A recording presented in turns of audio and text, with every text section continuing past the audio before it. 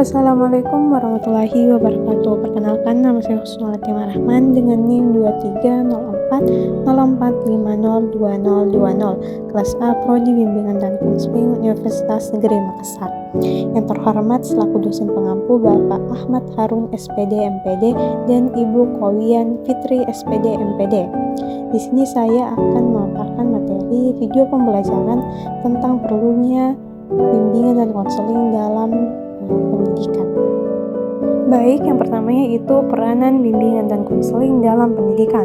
Sekolah atau lembaga pendidikan bertujuan untuk mempersiapkan dan menghasilkan tenaga untuk mengisi formasi-formasi yang dibutuhkan oleh masyarakat atau pemerintah, sebagaimana yang tercantum dalam tujuan pendidikan nasional yang telah digariskan dalam Undang-Undang RI Nomor 2 Tahun 1999 tentang Sistem Pendidikan Nasional, yang kemudian diganti dengan Undang-Undang RI Nomor 20 Tahun 2003. Adapun faktor-faktor yang melatar belakangi muncul dan diperlukannya bimbingan dan konseling.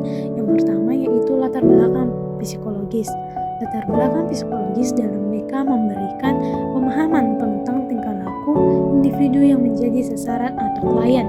Hal ini sangat penting karena bidang garapan bimbingan dan konseling adalah tingkah laku klien, yaitu tingkah laku yang perlu diubah atau dikembangkan untuk mengatasi masalah yang dihadapi. Yang kedua yaitu latar belakang sosial budaya. Tuntutan budaya di mana individu itu tinggal.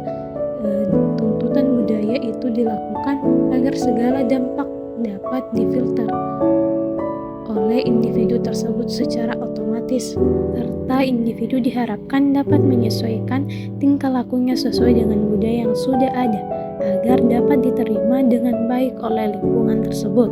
Untuk mengembangkan semua kemampuan penyesuaian tersebut sangat diperlukan sebuah bimbingan. Yang ketiga yaitu latar belakang agama.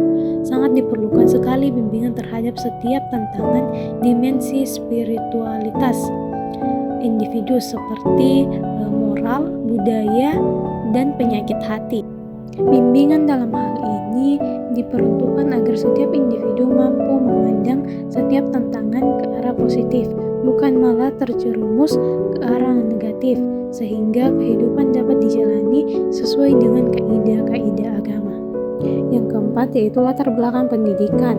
Diperlukan untuk mengembangkan pendidikan yang bersifat meluas dan mendalam.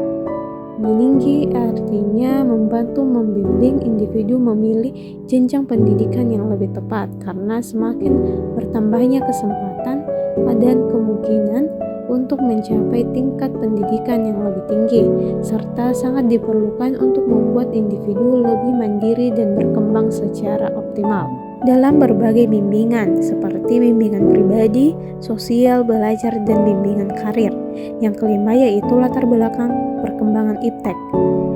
Didik sesuai dengan tingkatan kemampuannya dan dapat menyesuaikan diri dengan lingkungannya. Hal ini merupakan tujuan utama dari pelayanan bimbingan dan konseling di sekolah dan madrasah. Tujuan tersebut terutama tertuju pada peserta didik sebagai individu yang diberi bantuan sesuai dengan tingkat kemampuannya dan dapat menyesuaikan diri dengan lingkungannya.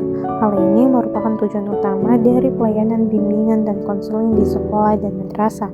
Tujuan tersebut terutama tertuju pada peserta didik sebagai individu yang diberi bantuan.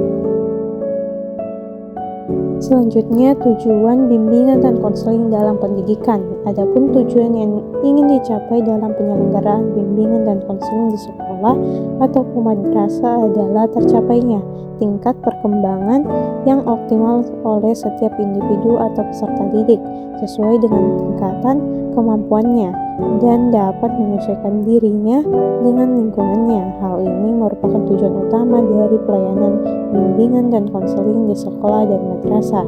Tujuan tersebut terutama tertuju pada peserta didik sebagai individu yang diberi bantuan.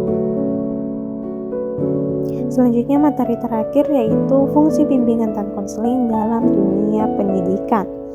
Bimbingan dan konseling mempunyai fungsi yang integral dalam keseluruhan proses pendidikan dan pembelajaran. Fungsi-fungsi yang dimaksud adalah sebagai berikut.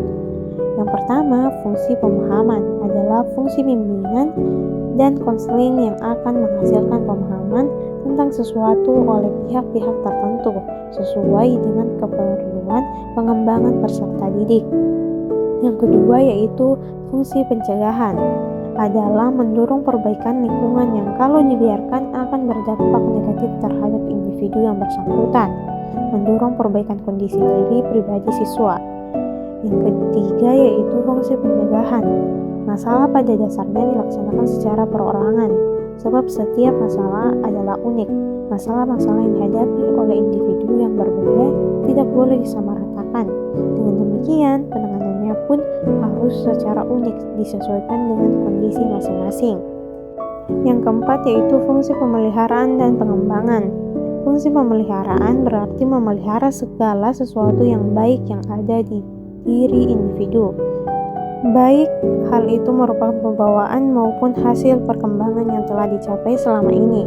Pemeliharaan yang baik bukan sekedar mempertahankan agar hal-hal yang dimaksud tetapi tetap utuh, tidak rusak dan tetap dalam kondisinya semula, melainkan juga mengusahakan agar hal tersebut bertambah baik, memiliki nilai tambah dari waktu-waktu sebelumnya.